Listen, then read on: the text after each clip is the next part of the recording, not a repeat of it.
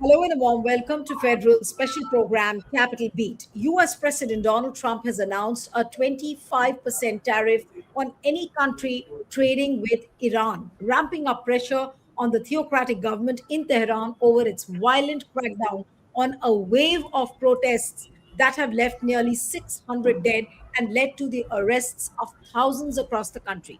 Now, this action of imposing 25% tariff on all those countries can potentially disrupt the major US trading relationships across the globe, including that with India and China, which are among Iran's main trading partners.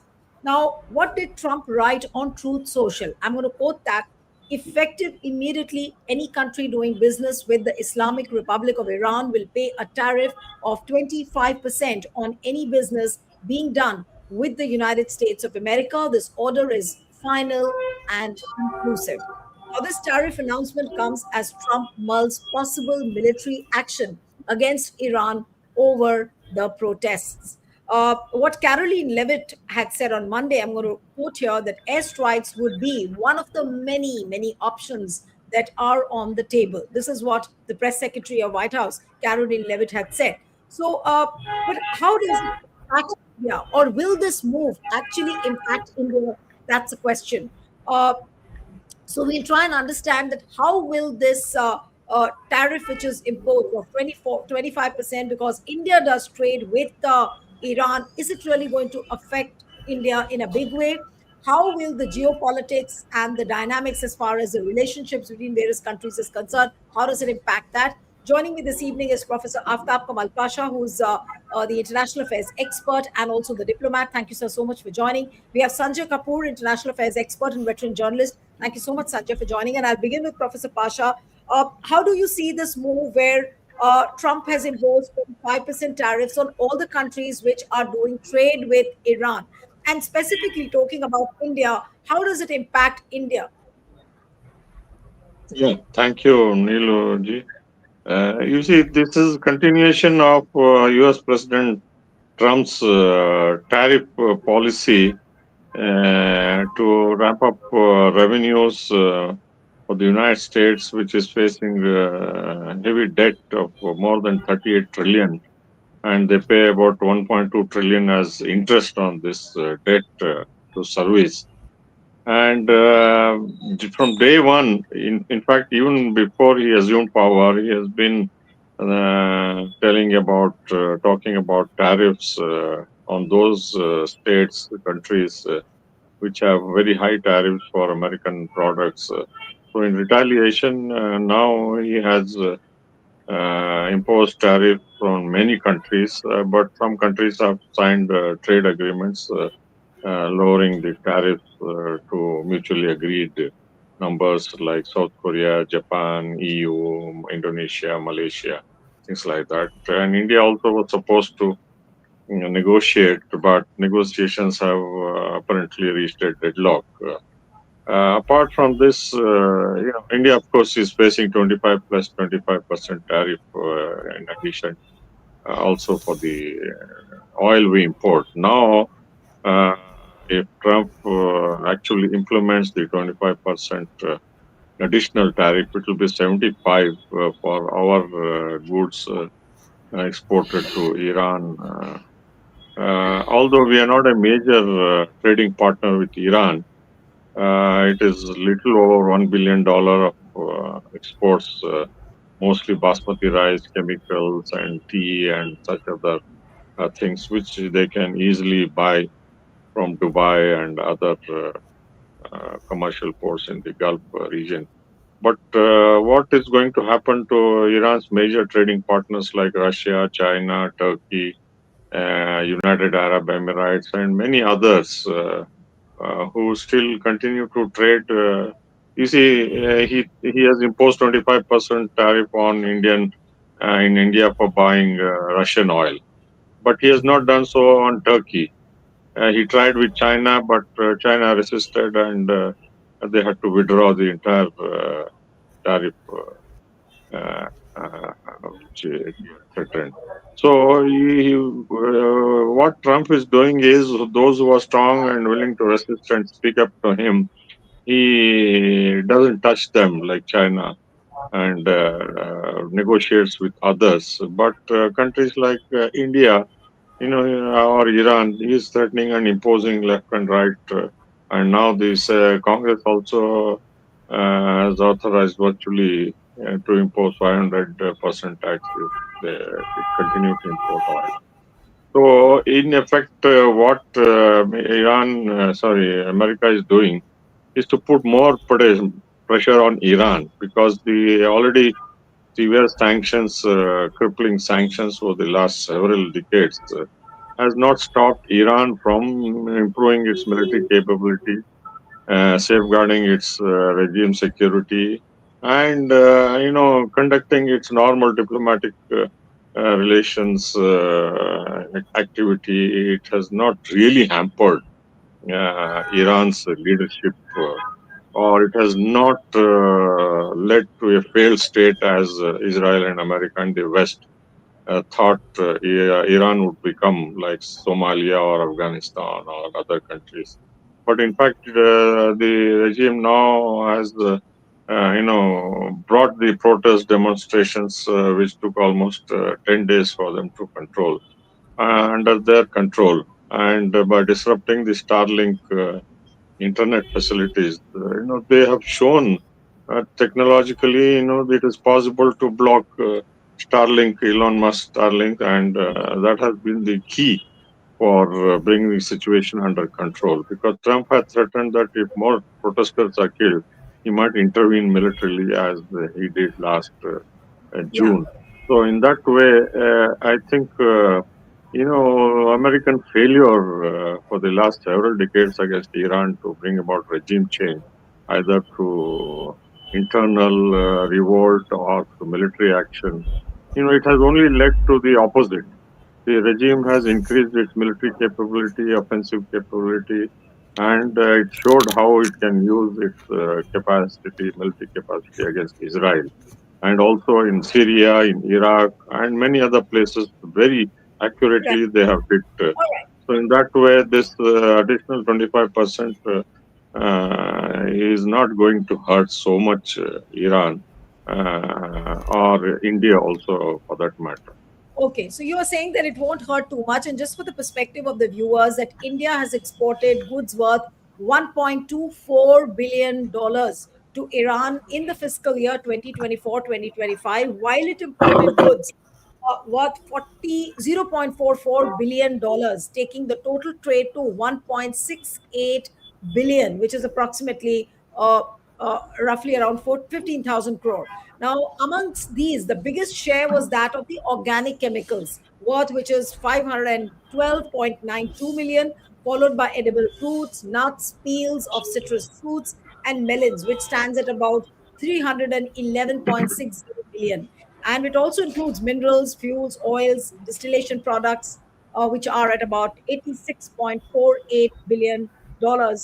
This is the report of trading economics, which states this. But coming to you on the strategic front, say, for example, the Chahabar port, and several other things. So, how is it going to really impact the strategic interests as well, according to you, Sanjay? I think India has always been a very reluctant player when it came to dealing with Iran. They have always viewed it with certain amount of suspicion, ambivalence, or whatever. They were buying oil and gas till the time the American President Trump, in his first avatar, decided to put the sanctions on it. So they stopped doing it. He got permission. He gave permission to India to carry on the business of Chabahar. Yeah, only because there was a reason for that, because the American soldiers were in Afghanistan and they needed another port other than Karachi to get out and get in, especially with Pakistan playing all kinds of games, so that was allowed. But in the second term, he has withdrawn those kind of concessions. Although Chabahar happens to be a beneficiary for a short term, uh, concession that may come their way. But having said that, I don't think there is great amount of love for Iran that we see at the moment, and that is a tragedy because Iran and India have civilization links and they are very close to each other. 90% of the people who are named in some ways is the Iranian name. They come from Persian language. So if you look at it, there has been a bit of a suspicion, there is a bit of confusion about how far India's relationship with Iran will go forward. But I don't think it's happening anytime soon. And also, with oil and gas being withdrawn, we are very keen that we don't hurt United States of America. There is a view that if US gets upset, our problems will increase. The 25% tariff is a very small amount on a trade which is for 1.68 billion. Which Dr. Pasha says can be discontinued at any moment. But that is a minor thing. We have limitations. We are worried about what is the impact of exercises that are happening between US and China, US and Pakistan. They could be directed at Iran, but more so, it will also cement the relationship between India, between US and Pakistan, which is burning for us because we've done plenty to curry favor with the US, but still nothing is happening. So our long-term concerns are far different from whatever is coming out of the Iran crisis.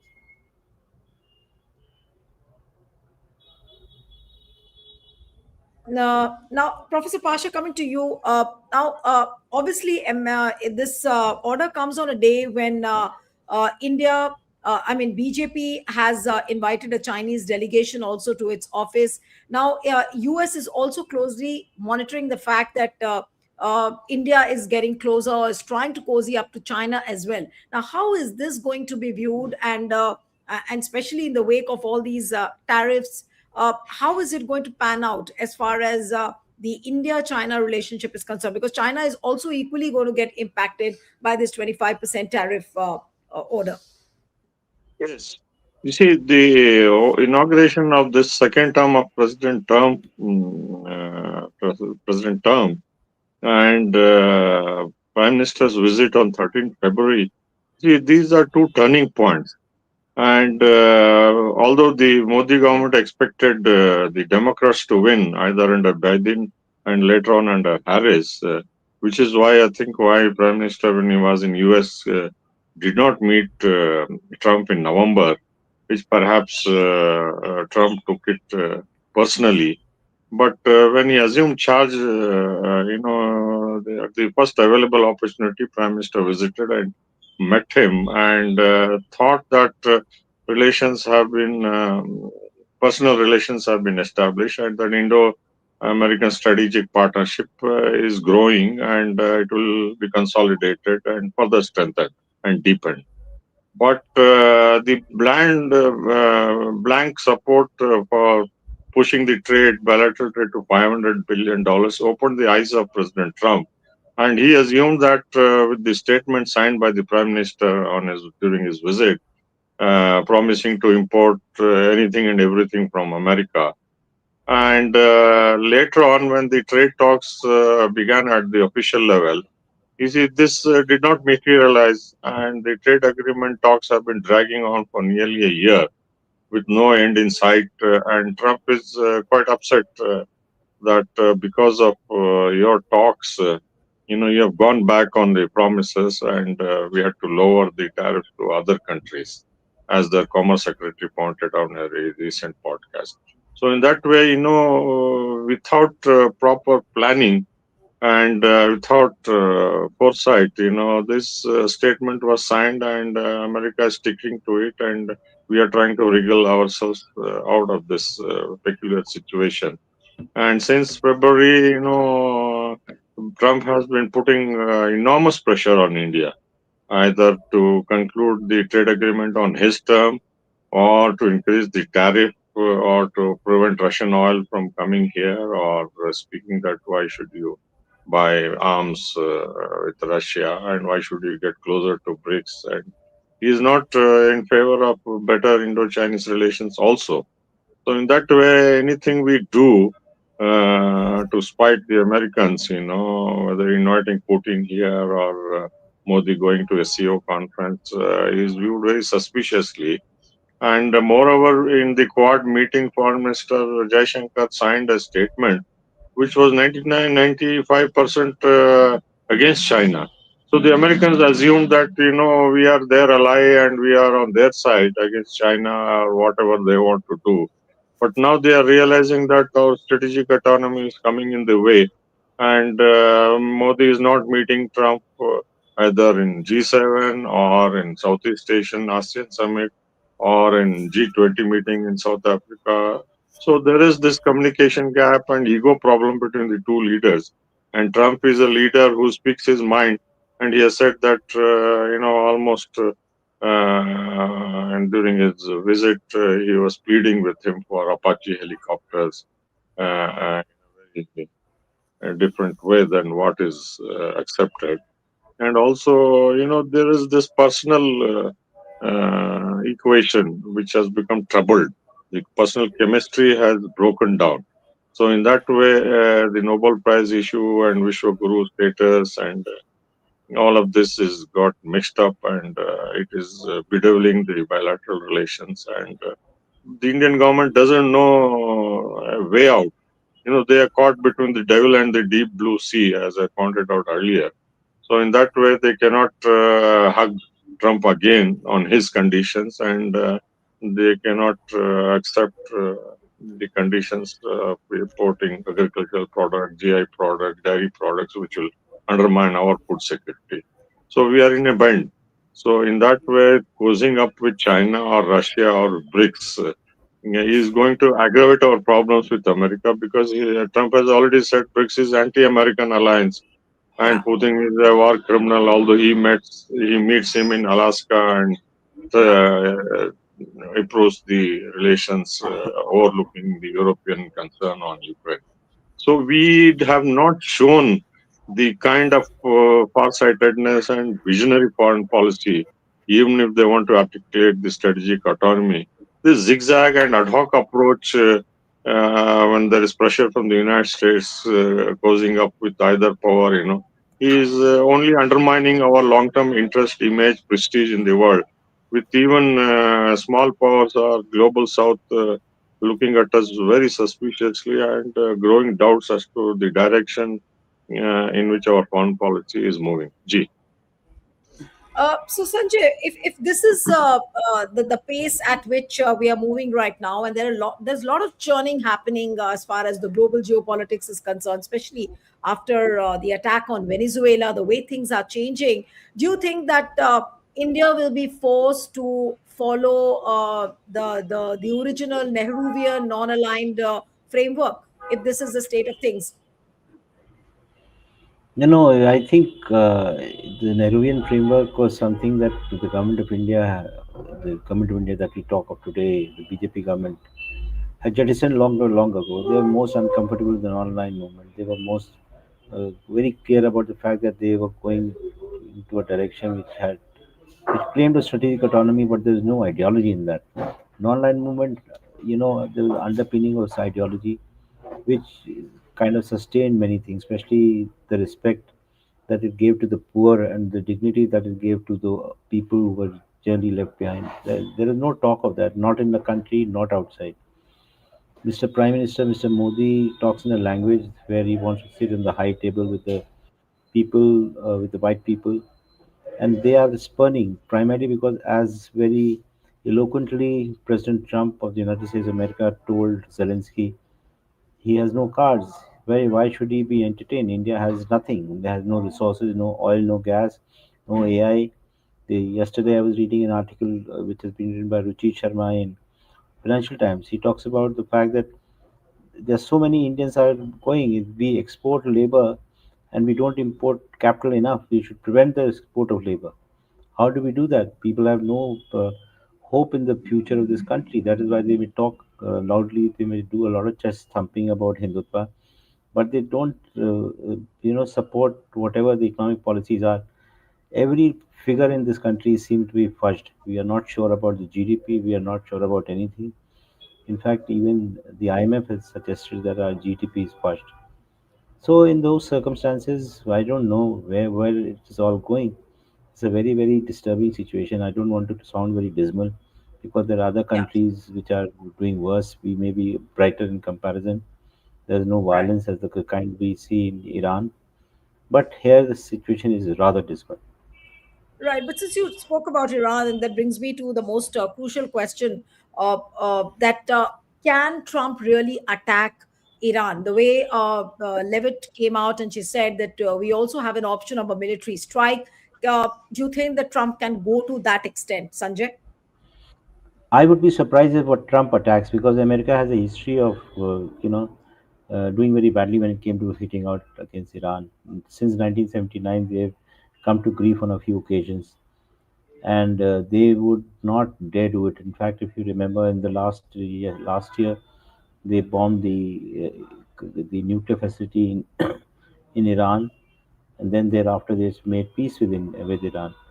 Although Iran has been most forthcoming in attacking Israel, though they also were hit very badly in many places, but they managed to survive and tell the Arab world that there is a life after you take on the US, and which is an important lesson. Similarly, the Houthis, who are supporters of Iran, they also have taken on the Americans and the Israelis in a manner that is so difficult to believe because a tiny little uh, tribe of people living in a part of Yemen who have taken on these people. So I think there is possibility that you could take a stand against it if you don't get bombed turned into smoke by a nuclear bomb. In the absence of that, you could carry on with your struggle against the big powers. So that is where this situation lies for India, for others also. So, in the India context, one quick word before I wind up the show, Professor Pasha, from you. Again, the same question that if at all America thinks of striking at Iran, what happens to countries like India then? And I mean, are we going to change the way we are conducting our geopolitics? How will the things change in the India perspective? I'm asking. Yes, first of all, let me underline the fact that America has the capability. It has deployed around Iran its military assets either in the Gulf or Indian Ocean or Europe. So I don't doubt the capability of America to launch an air attack, particularly. Maybe not ground invasion, but air attack, it is well within its means to carry out independently, not getting support from the Gulf countries or from Israel like that. So you see, he is under tremendous pressure from Netanyahu and especially the APEC Zionist lobby. And because of the Jeffrey Epstein files, recently Netanyahu went and I'm reading quite a lot of disturbing material that Trump was horrified at the kind of threats virtually which Netanyahu made in case if you don't attack Iran, your future presidency will be a question mark. So he is under pressure to oblige the Jewish lobby and also Jewish financiers who got him elected. So you see, earlier he claimed that June attack on Iran obliterated the nuclear program. Now he is taking the human rights issue, protests, and regime change and so on and so forth. He has become emboldened after capturing Maduro and claims that 50% of the gas and oil America controls now. And if they bomb and remove the mullah regime, another 16 to 18% will be added. So almost, two-thirds of world's oil would come under the United States, which is what they want to prevent China getting oil and gas from Iran now that Maduro or Venezuela is under their virtual influence. So, in that way, they are closing in on Iran, and the suffocating economic sanctions have already crippled the economic system of Iran. Which is why the protests were quite widespread, which apparently the regime has brought it under control, suppressing the Starlink use of WhatsApp and other social media circles. See, India is in a very vulnerable position for two, three things. India is, as you are aware, dependent on external oil and gas. Bulk of it comes from the Gulf region, from Iraq and most of the GCC countries, and almost entirely it's gas from Qatar, LNG. So if Iranian leadership thinks that it is not going to survive and the regime will face severe consequences, they will not hesitate to use the last weapon. And they have said so bluntly that they will attack Israel and the American bases in the Gulf which are spread out in all these GCC countries.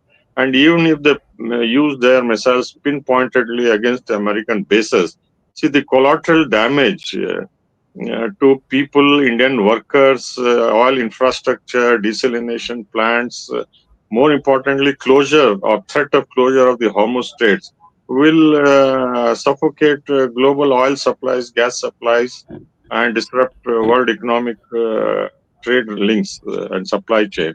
So, in that way, you see, India is not going to remain immune if there is a showdown on Iran directly or with other countries.